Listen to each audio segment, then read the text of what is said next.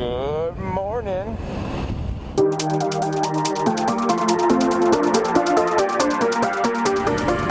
back soon. Thank you. Morning, everybody. So, this is officially my first test, I guess, with my GoPro and mic inside my helmet while riding to work in the morning.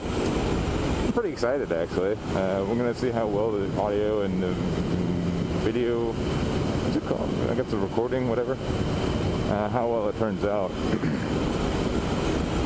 Like I said, this is my first time doing this. I want to try and start a little moto vlog. I really have no idea what the hell I'm going to talk about, but I figured I'd bring you along with me, because I've got an hour commute every day, like to and from work. So an hour there, hour back. Yeah, so a 2-hour commute every day. There we go. And I love my commute. Like, it is actually a lot of fun. Everybody who I work with or who I tell, and people are like, what the hell? What is wrong with you? You're crazy.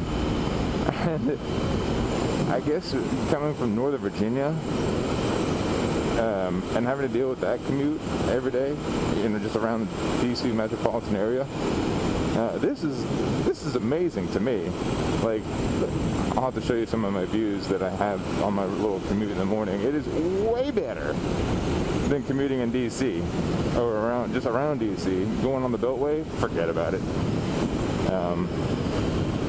For those of you who don't really know what I'm talking about, I'll give you a little bit of an example. Oh wait, hold on. I like this little turn coming up. I love it. Oh yeah. That is sexual. Anyway, to kind of give you an example of the kind of commute I used to have. Oh, here's a good example. So, with my wife and I, when we first started dating, she lived in Potomac, Maryland, and I lived in, let's just say, Tysons Corner area.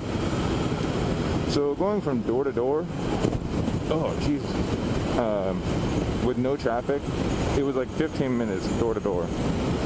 If there's any sort of traffic, it would take anywhere from 45 minutes to an hour and 45 minutes.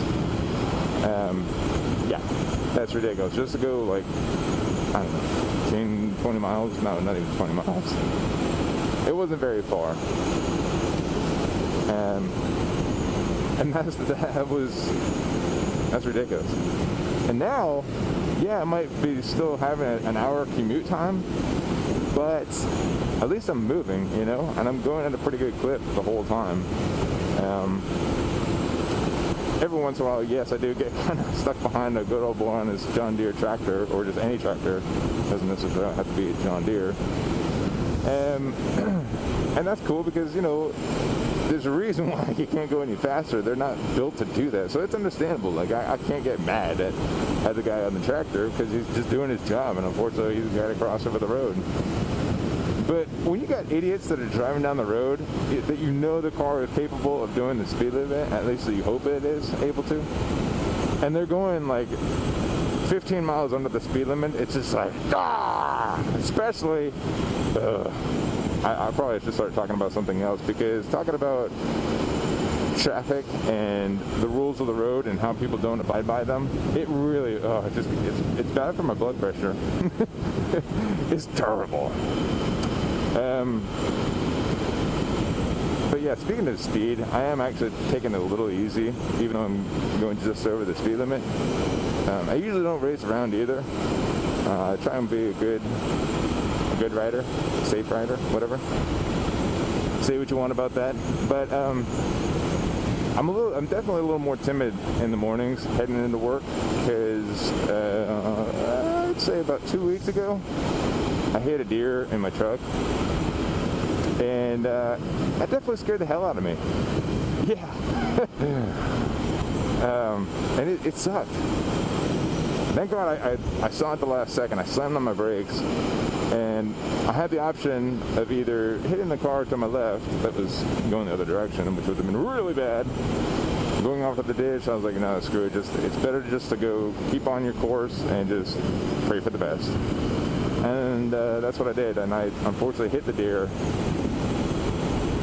It was kind of like the front right side of my truck, the the bumper and all that. Anyway, she flopped off and went into the oh god, that oh that smells so bad. What was that? That definitely wasn't Dad. That smelled horrible.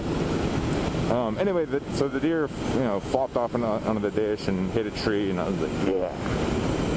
And it was kind of funny because like a lot of people were like, oh man, did you get out of your truck and go get the meat? And no, I did not.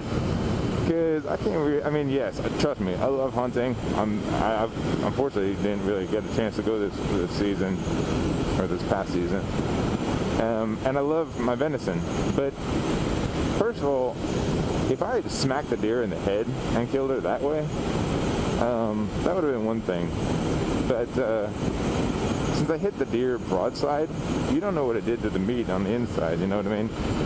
And I didn't want to be that creepy 6'4" ginger on the side of the road, just like tearing apart a deer. Somebody's like, "Oh, it's a lovely morning, just heading into work," and what the hell is that? Just some ginger in the ditch, tearing apart a deer. My meat, I need the meat. Yeah, that got a little weird. Look at that view, like, oh my god.